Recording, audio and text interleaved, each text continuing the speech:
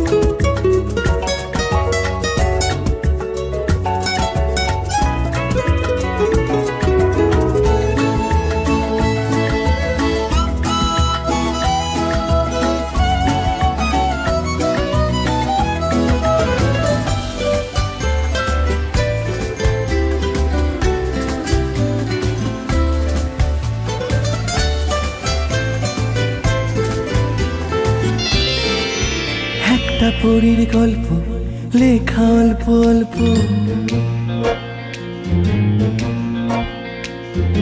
একটা পরীর গল্প লেখা অল্প অল্প, তার পাখনাতে ভর করে খেলে মেঘানো দূরে, তার রামধনু বাসায় রঙিন স্বপ্ন সাজায়, মনের ছিলে কোঠায় দুটো শালিক ঝগড়া বাঁধায়, ও যে ঝগড়া নয় শালিকে গোপন ভালোবাসা, মুখ ফুটে বলবি কবে বুক বেঁধেছি আশায়, ওই একটা পরীর গল্প লেখা অল্প অল্প, তার পাখনাতে ভর করে খেলে মেঘানো দূরে।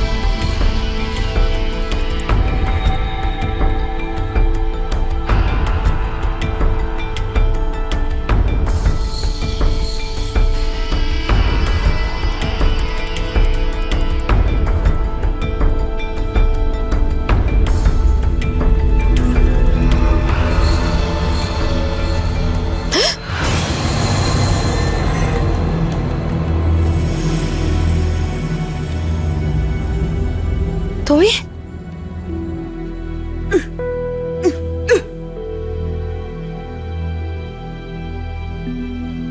আমি ভেবেছিলাম যে তোমাদেরকে আলাদা আলাদা ঘরে শোয়াবো, হ্যাঁ, কিন্তু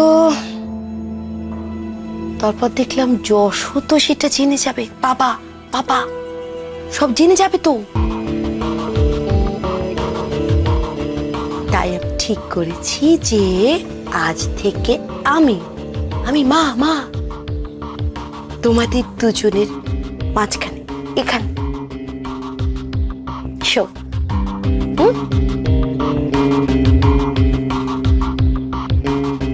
তোমার অবস্থাটা সেই বেড়ালের মতো হয়েছে জানো,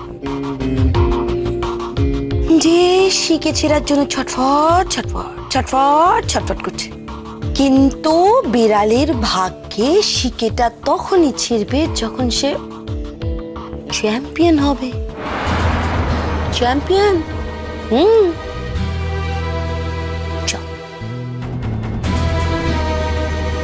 হাঁ করে কি দেখছো? যাও যাও যাও, ডান্স ডান্স প্র্যাকটিস করো। কি হলো? আরে বাবা, চলো চলো চলো চলো, এসো এসো এসো এসো এসো, আরে এসো।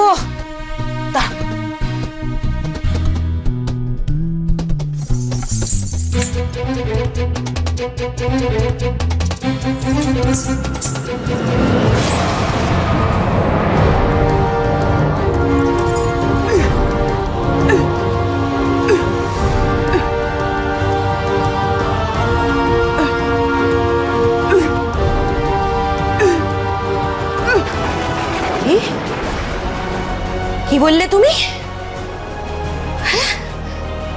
তুমি চ্যাম্পিয়ন হয়ে আমাকে এখান থেকে তাড়িয়ে দেবে?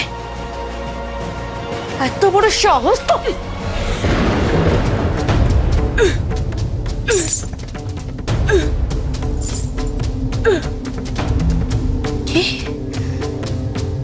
আমি তোমাকে টাচ করলে তুমি আর নাচ করবে না? দিঘি যদি চ্যাম্পিয়ন হয় তাহলে এ বাড়ির চাবি আমি ওর হাতে তুলে দেব। ওকে ওকে ওকে ওকে,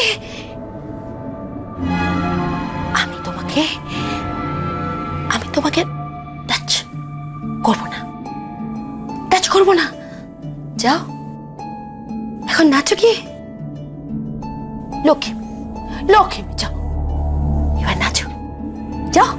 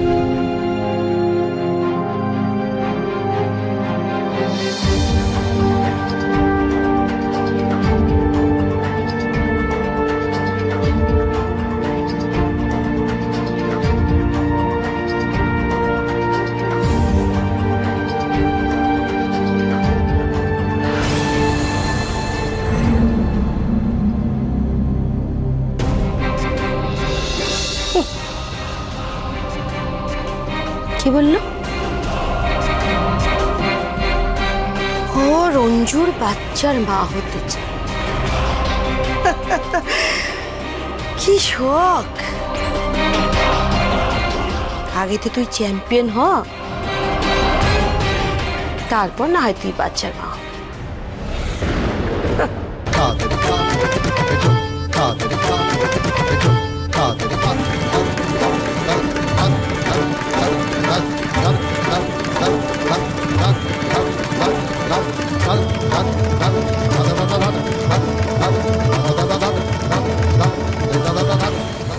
ঝি, দাঁড়া এখানে।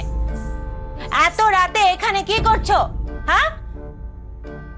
ও আচ্ছা আচ্ছা, তোমার শাশুড়ি মা শাশুড়ি মা ঘর থেকে তাড়িয়ে দিয়েছে তোমাকে? তোমাকে তাড়িয়ে দিয়েছে? ঠিক করেছে, একদম ঠিক কাজ করেছে। এত রাতে নাচ প্র্যাকটিস হচ্ছে। শোনো, মিউজিক একটু কম করো, বুঝেছো? প্রত্যেকের না ঘুম নষ্ট হচ্ছে একদম। আশ্চর্য একেবারে।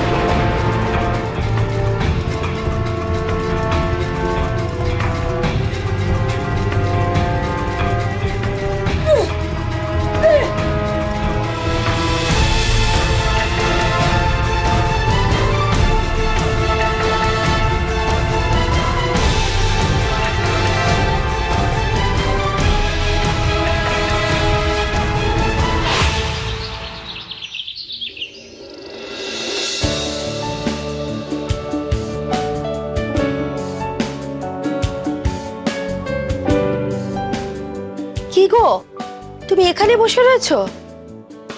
তখন থেকে চা চা করে চিৎকার করলে তো, চাটা তো ডাইনিং টেবিলে বসেও খেতে পারত। আরে চাটা পরে হবে, আগে দেখো কত বড় বিজ্ঞাপন বেরিয়েছে, হাফ পাতা জুড়ে নাচ বাংলার বিজ্ঞাপন বেরিয়েছে, দেখো। মা, তাই তো, কত বড় বিজ্ঞাপন। চাটা দাও, এবার জমে যাবে। এখন শুধু একটা জিনিসেরই অপেক্ষা, ঝিল মায়ের হাতে চ্যাম্পিয়নশিপ ট্রফি উঠবে আর আমার আত্মা তৃপ্তি পাবে। কেন, রঞ্জু তোমার কেউ নয়? ওর স্ত্রীর জন্য তোমার কোনো শুভেচ্ছা নেই, তাই না? আছে, তবে তুমি একটা কথা শুনেছো কিনা জানি না, সঞ্জু ঝিলকে একটা অদ্ভুত শর্ত দিয়েছে।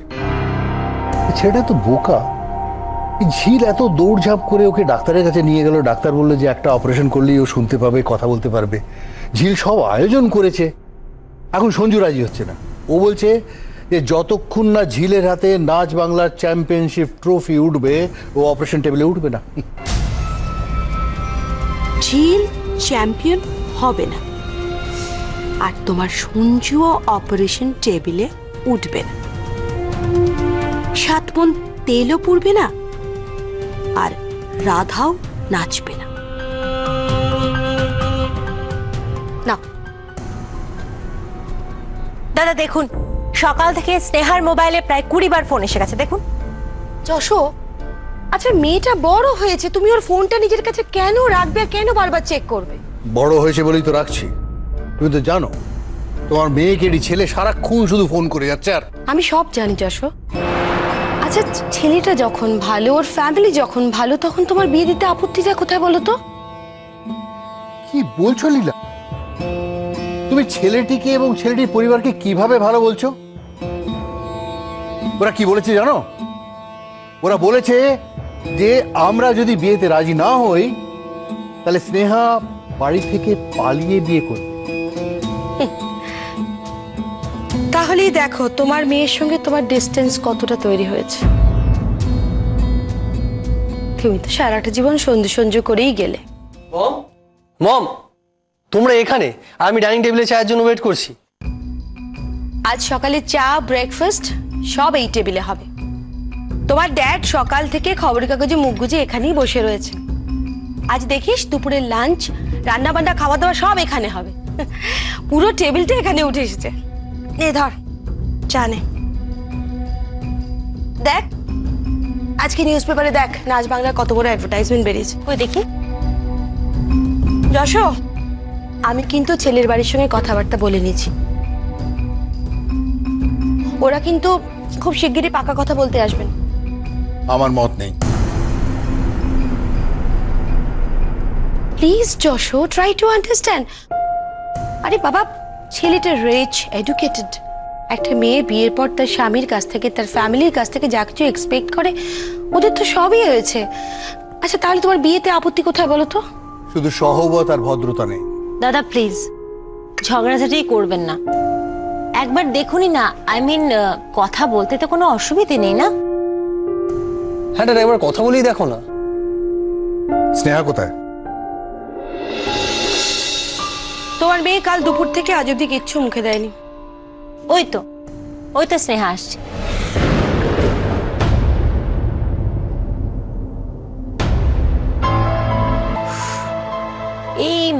এই মেয়েটাই ও ননদের মাথাটা খাচ্ছে। তুমি চুপ করো রাখা, ও মাথা খেতে যাবে কেন?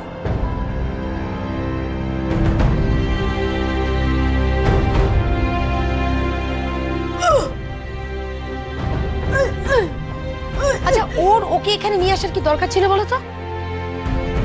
ও কিছু বলতে চাইছে।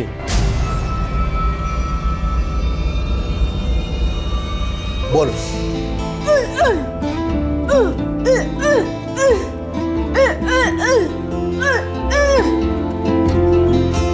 মানে তুই চাইছিস যে স্নেহা যাকে ভালোবাসে তার সাথে বিয়ে হোক?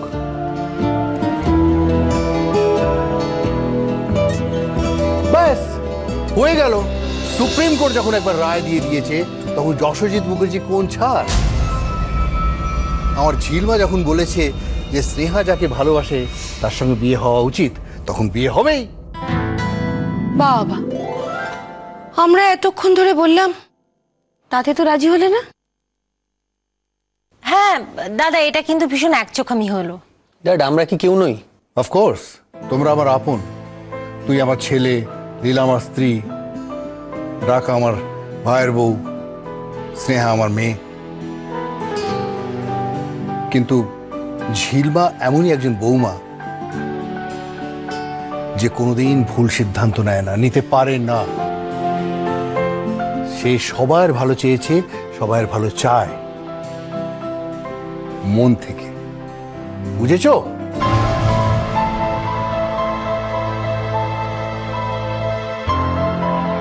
স্নেহা এদিকে আয় বলছি। কি হলো?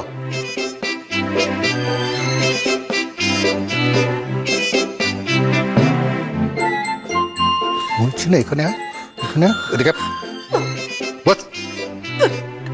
হ্যাঁ, তুই এত বড় হয়ে গেছিস যে তোর প্রেম করার বয়স হয়েছে? হ্যাঁ,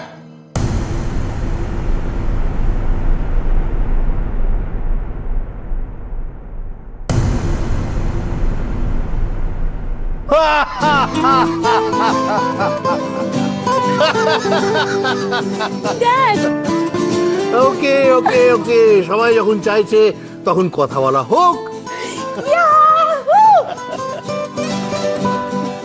ঝিলমা, আমি রাজি।